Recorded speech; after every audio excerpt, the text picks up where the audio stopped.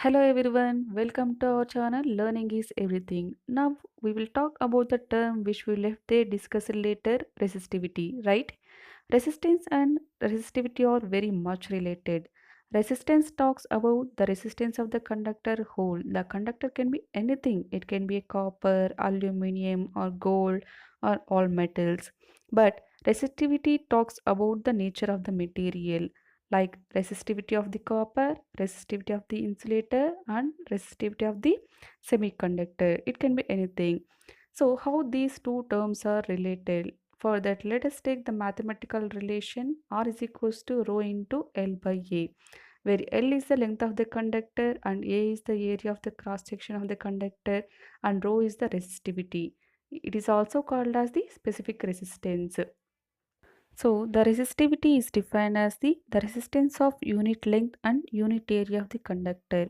If you observe at a specific point in a conductor, the length of the conductor is 1 meter and the area of the conductor is 1 square meter. So if you take this ratio, L by A is equals to 1, right? So if you substitute this ratio in this expression, R is equals to rho into 1. So you will get R is equals to rho. So that means the resistance of a conductor is equals to resistivity at a particular point. So resistivity is defined as the resistance of a material of unit length and unit cross sectional area. The symbol for resistivity is rho and the unit of resistivity is ohm meter. Next, we will talk about the factors affecting on resistivity. First one, temperature. Second one, nature of the material.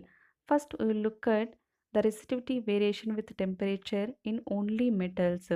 If you look at the first scenario at normal temperature, the free electrons are moving even though the electrons and metal atoms colliding, but it manages to move. So there is some resistance, but some current will flow as well.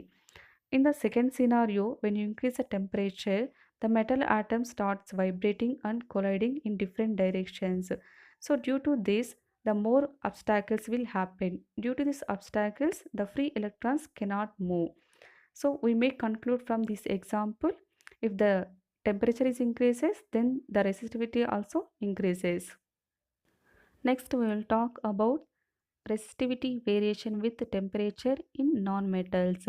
Non-metals are nothing but insulators or semiconductors. Resistivity is decreases when the temperature is increases. In non-metals, there is no excess of the free electrons in the outermost orbitals.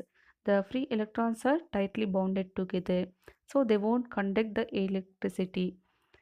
But in metals, there is a free electrons, they will conduct the electricity. Here we noticed something.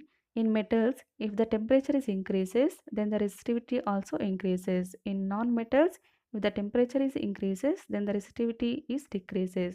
So if you look at the graph of the semiconductor, along x-axis temperature, along y-axis resistivity.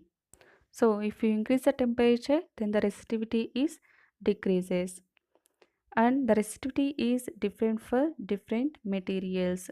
So if you look at this diagram, you can find the resistivity for different materials. Thank you.